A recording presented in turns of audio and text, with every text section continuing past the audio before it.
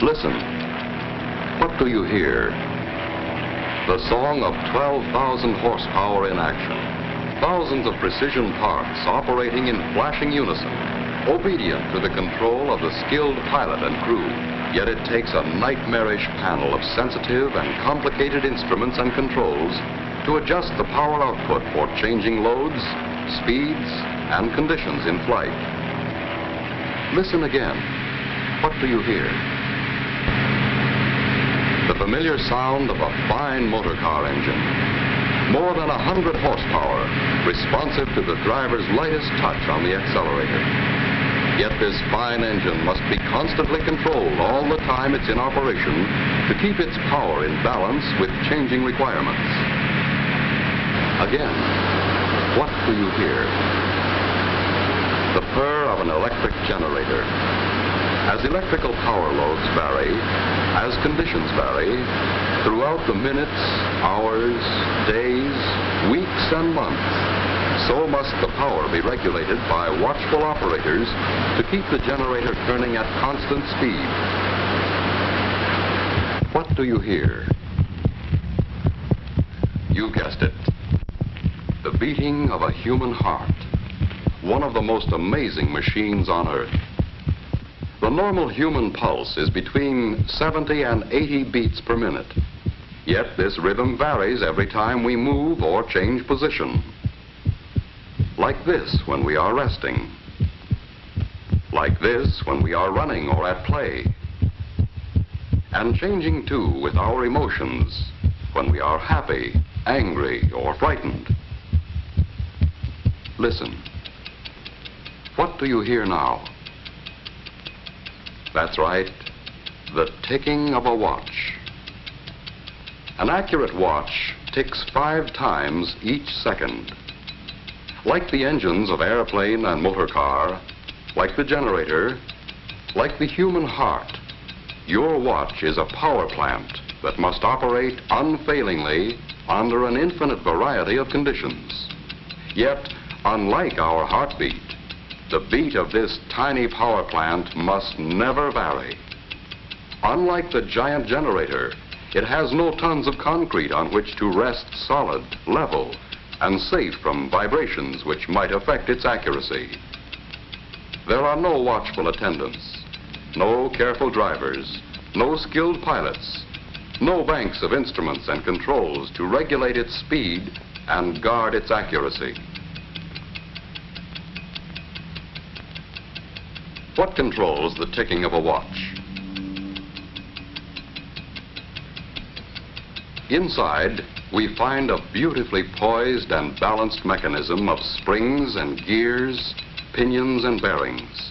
And this entire mechanism must be confined to a very small space. Still, it must run at a constant speed. Never more, never less, with an accuracy that approaches perfection. To understand what goes on inside a watch, let's make a simple device that will keep time. We'll use a garden hose. First, we'll place a little water wheel and dial in the center. When water passes through, it will turn the wheel and make the hand on the dial move. Now we'll attach the hose to a faucet. The faucet is our source of power. The hose conducts the water, our power in this case, past the dial to the nozzle. The nozzle controls the flow of power. By turning the nozzle, we can allow just a little water to flow through the hose, and the hand on the dial will turn slowly.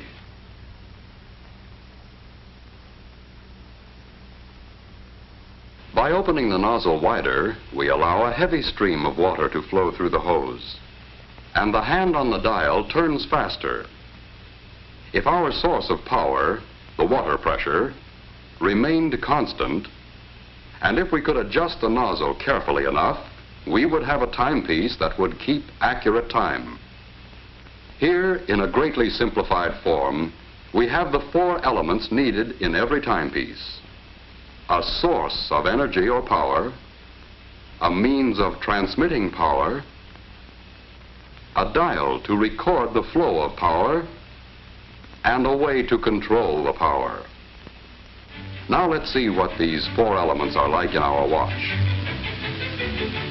First, we'll take our watch apart, like this.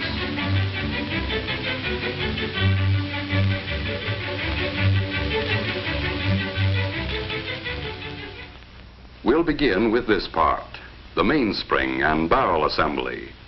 And so we can see everything that goes on inside, let's use giant parts to make a watch model. This is the mainspring, and it lives inside the mainspring barrel. The mainspring is the power plant of the watch, the source of power, like the faucet in our water clock. By winding the spring, we can store up energy. Here is a winding stem with gears and a click to keep the spring from unwinding. And here is the unit that controls the flow of power, like the nozzle on our hose. It is called the balance wheel and hairspring assembly. It consists of the balance wheel, hairspring, balance staff or axle. Fastened to the balance staff is a part called a roller. To the roller is attached an upright jewel pin. Let's see how these work together. A push on the jewel pin will start the balance wheel moving, and more pushes will keep it moving.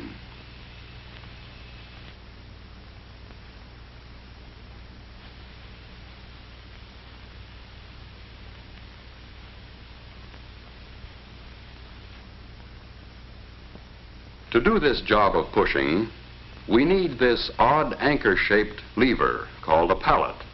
It can be mounted so that when we move the pallet back and forth, we can apply a series of impulses to the jewel pin to keep the balance wheel in motion. Now to the pallet crossarm, we add a pallet jewel shaped like this. Here is a wheel called an escape wheel, with teeth on it so shaped that they will push the pallet jewel and jog the balance wheel into motion.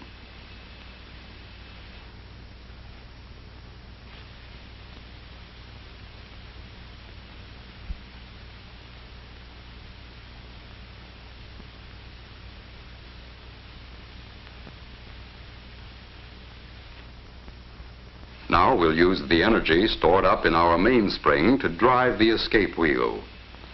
As the mainspring uncoils, it causes the barrel to rotate with it. That didn't last long, did it? Let's try it again. Once things get started, there's nothing to stop them. What we need now is a way of holding the power in check, releasing it a little at a time just when it's needed. Another pallet jewel at the other end of the pallet crossarm will do the trick. Just as the first pallet jewel gets a push from the escape wheel, the second pallet jewel locks against another tooth of the escape wheel to hold the power of the mainspring in check. But the balance wheel keeps swinging, and the jewel pin moves the fork end of the pallet until the escape wheel is again unlocked. But when we connect the mainspring directly to the escape wheel, the power is soon exhausted. In an actual watch, it would last only a few seconds. What we need is a way to stretch the power so it will last for more than a day. In our water clock, we used a hose to transmit power from the faucet to the nozzle. We also need a way to transmit power here. So let's add a system of gears and wheels. We'll stretch them out in a line instead of in their usual closely confined location in a watch. Look at the gears a moment and see what they do. First, a small partial turning of the mainspring barrel drives the center wheel a complete revolution.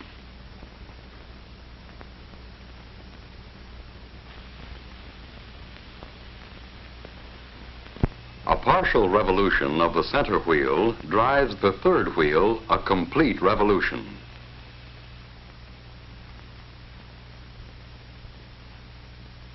and this in turn drives the fourth wheel much further. As a result, a few turns of the mainspring barrel, driven by the mainspring, will drive the escape wheel many, many revolutions, enough to last a full day and longer.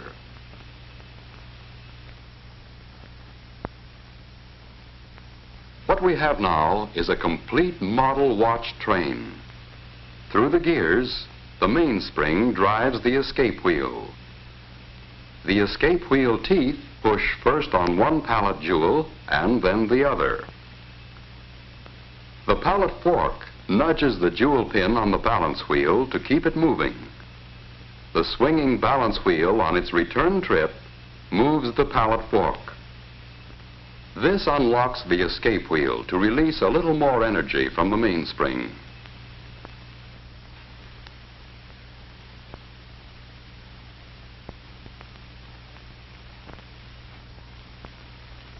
Back and forth, the balance wheel swings, controlled by its small coiled spring, the hairspring, in perfect rhythm. Each swing unlocks the escape wheel so it can give an extra push to a pallet jewel, and this is passed on to the balance wheel assembly to keep the watch ticking far more steadily than any beating heart. All we have to do now to measure time is count the ticks. But this would be a tedious job and not very practical. Just as we needed a dial on our water clock, here too we need a method for recording the flow of power. So to the shaft of this gear or wheel, we add an indicating hand to measure seconds. As the gear train of a watch moves far enough to make 5 ticks of the escapement, the second hand moves 1 graduation on its dial. To count the minutes, we can attach a dial and fasten a pointer to this gear wheel, which is just the right size so that it turns 1 complete revolution while the second hand makes 60 revolutions.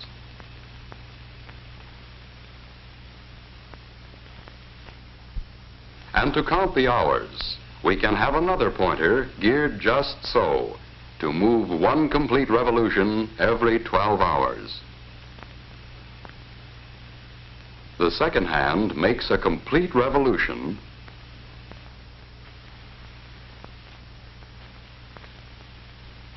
and the minute hand moves 1 graduation, and when the minute hand makes a complete revolution, an hour has passed.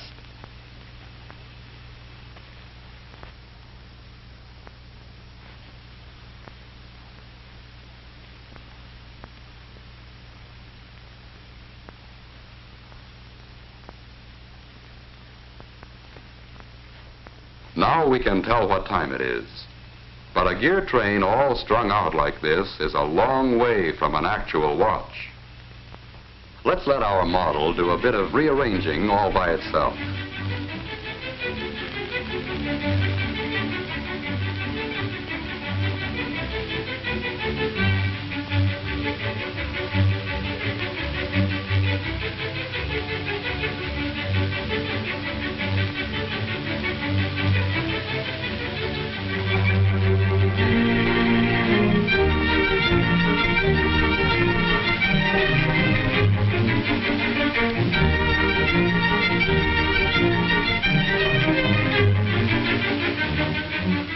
Now we know what time it is and how and why we know. A fine watch itself is, of course, a compact precision mechanism with parts miraculously small and fashioned by craftsmen with incredible accuracy. But the basic principles are those we have just seen, frequently applied on a scale almost microscopic to produce the world's most accurate, portable measuring instrument. In a truly fine watch, there are many things which make possible the accurate control and release of power. Jewels, for example. Many people correctly believe jewels increase the value of a watch. They increase the value all right, but not by being ornamental. Jewels are in a watch strictly for business. They add to the value only when correctly placed and used. They are the bearings which lessen friction, increase the regularity of the running, and greatly extend a watch's life of dependable service. Harder than the finest steel, these tiny surfaces are finished so smoothly they reflect images like a camera lens. And working with oil, it takes a drop no larger than a pinhead for the entire watch. There is almost no friction. If any single part of a watch can be called more important, it's the hairspring. It absorbs and gives out an equal amount of force with each beat or swing at regular intervals. In a fine watch, the hairspring has uniform thickness throughout its whole length, is polished to a mirror-like finish, and made of metal relatively unaffected by magnetism or changes in temperature. It can be apparently distorted, but it always returns to perfect shape. Hairsprings are overcoiled, like we see here, to allow the spring to breathe evenly. Were this not done, the spring would coil and uncoil unevenly, fluff out on one side, and interfere with the accuracy of the watch. Because a watch is required to run in any position, to be accurate, the balance wheel must be perfectly balanced in any position.